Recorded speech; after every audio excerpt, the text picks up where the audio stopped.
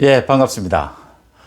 다음 달 7일 서울시장과 부산시장 보궐선거를 놓고 민주당이 오늘 총동원령을 내렸습니다. 이낙연 대표가 모든 전 국회의원 173명을 모두 서울과 부산에 자신이 담당할 지역구를 정하고 전원이 서울과 부산시장에 투입을 한다. 그래가서 민주당 지지층을 최대한 투표장으로 이끌어낸다.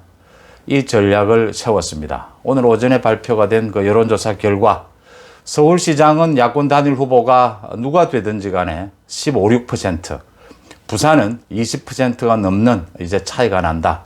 비상이 걸렸다. 이제 방법은 지금 민주당은 최대 위기다. 지금의 방법은 이제 지지층만을 결집시켜서 지지층을 모두 투표장으로 끌어내고 나머지 대부분 국민들은 정치의 환멸, 선거의 환멸을 느끼게 해서 진흙탕 싸움으로 가는 겁니다.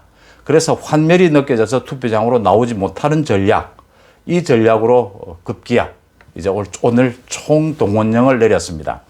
그러니까 이해찬 전 대표가 최근에 유튜브를 돌면서 거의 민주당이 이긴 것 같다. 이런 추세라면 민주당이 이길 수 있다라는 말을 한 건 패배를 자인한 것이죠. 정상적인 선거를 하면 패배다. 그런데 마지막 방법이 있다. 이긴 것 같다라는 건 뭐냐면 자신의 지지층만을 이제 어떤 말 문재인 정권이 어떤 짓을 해도 무조건 대깨문 이니 마음대로 해라는 거니까 민주당 지지층만을 본 선거를 하자. 그 전략이 이제 오늘 발표가 된 겁니다. 그러니까 민주당 지도부가 오늘 이야기한 것이 173명 이 부산과 서울시장 선거에 투입을 한다. 지역구로 할당을 해서 그다음 그걸 이제 지상전이라면 공중전으로는 무조건 오세훈이나 박형준 후보가 지금 대상이 되어 있는데 부동산 투기 의혹을 불러일으켜서 진흙탕 싸움으로 간다. 지금 사실은 부동산 문제를 이슈화시키면 민주당에 불리합니다. 절대적으로.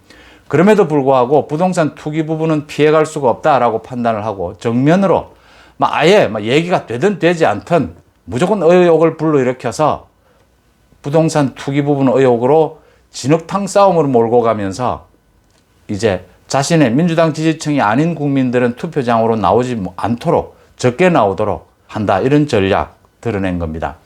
부동산 투기 의혹으로 진흙탕 싸움으로 몰고 가고 자신들의 지지층만을 똘똘 뭉쳐서 투표장에 나오게 한 다음 이번 선거에 승부를 걸어보겠다. 그래서 15%에서 20% 차이 나는 이것을 한번 메워보자. 이런 전략입니다. 민주당 오늘 시도당위원회에 각종 협조 공문을 보내고 난리가 났습니다. 그 다음 오세훈과 박형준 후보에 대한 부동산 투기 의혹에 대한 공격을 어떻게 순차적으로 매일같이 공격을 하는 방안, 이런 전술까지 구체적으로 다 나왔습니다. 예상이 되는 부분인데 민주당으로서도 굉장히 놀란 부분이죠. 이건 막판 선거입니다. 이젠 이건 졌다라고 판단할 때 마지막 이제 동원할 수 있는 방법이다. 이런 이제 막판 선거판으로 간다. 이런 전략을 낸 겁니다. 사실 이번 보궐선거를 앞두고 이런 선거 전략 분석가들이 가장 주목을 한 중요한 쟁점은 두 가지였죠. 하나는 야권이 후보 단일화를 성공할 수 있느냐, 또 하나는 투표율이 도대체 얼마나 될 것이냐라는 부분입니다. 야권 단일 후보는 이제 성공을 했죠. 이제 화학적 결합을 통해서 그 성공률이 얼마나 높을지 부분이 남아 있는데 이제 내일이 되면 단일 후보가 등장을 하니까요. 여기서 중요한 것이 야권 단일화를 하더라도 화학적으로 결합이 되어야 한다. 그런 모양으로 가기 위해서 지금 이제 약간 좀 주춤해졌는데 서로 비방전은 자제하는 것이 맞다. 이렇게 보입니다. 그래서 서로 자신의 강점을 얘기하고 또 단일화 결정이 나고 나면 정말 손잡고 이제 화학적으로 야권이 전체 결합을 해야 한다. 중요한 건 부산은 제외하고 서울시장 같은 경우에는 지금 15%가 이기고 있다는 이 여론조사, 승기를 잡은 건 맞습니다. 전체적인 분위기나 또 여론조사나. 근데 박빙의 승부를 예상해야 합니다. 정말 투표가 실시되고 난 다음에는 박빙의 승부로 갈 것이다. 그렇게 뭐 지금 야권 단일 후보만 한다고 해서 호락호락 쉽게 이기는 그런 선거는 절대 아니다라는 부분을 야권 지지층, 야권 후보들 모두 캠프 모두 알고 있어야 한다. 그 부분을 놓치면 안 된다라는 부분입니다.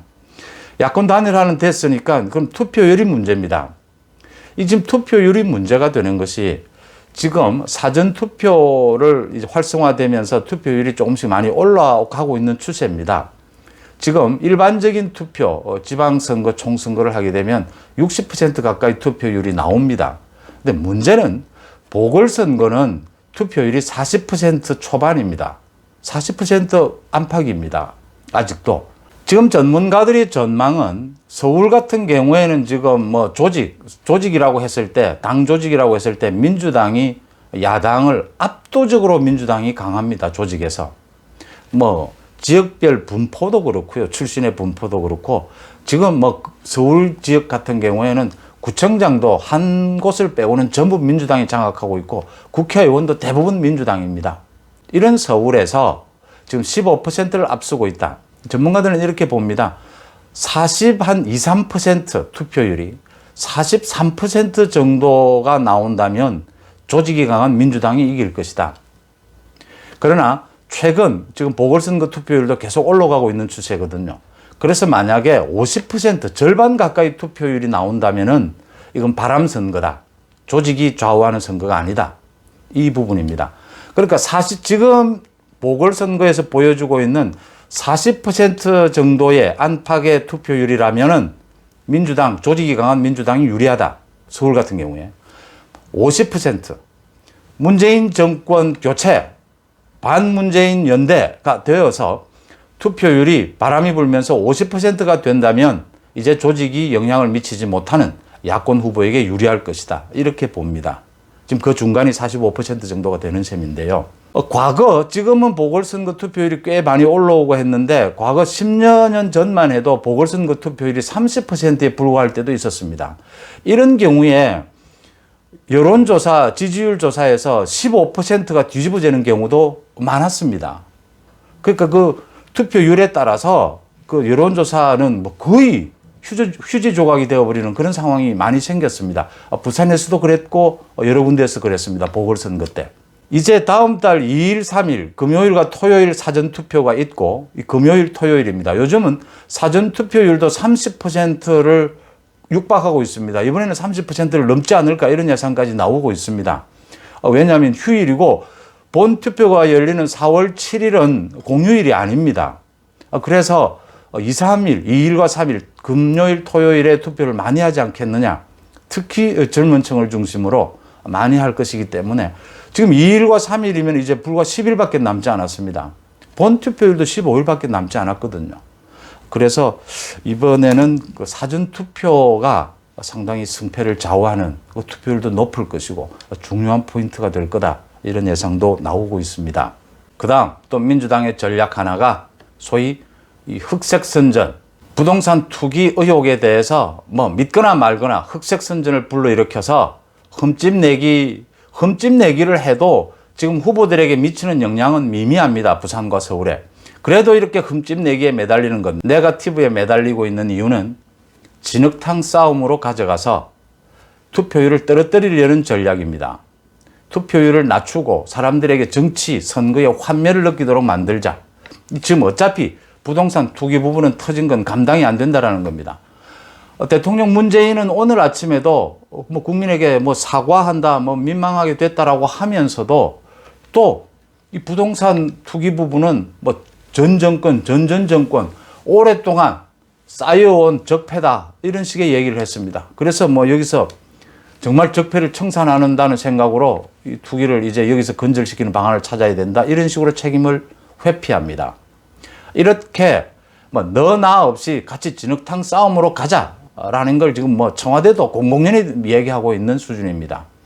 이런 진흙탕 싸움이 왔을 때 지금 부동산 투기 부분 이렇게 흑색 선전에 휘말려 있는 후보는 오세훈 후보와 박형준 후보입니다.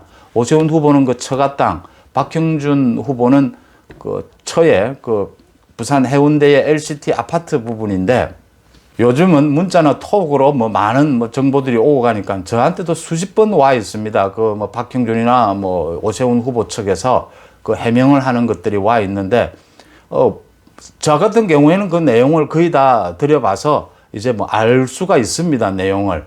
이것을 기존 선거를 해온 경험에 비춰서 해명을 하는 수준이면 안 된다. 뭐 어떤 해명을 해도 민주당은 계속 흑색 선전을 하고 물고 늘어질 겁니다. 매일같이. 뭐 그거 예상이 됩니다.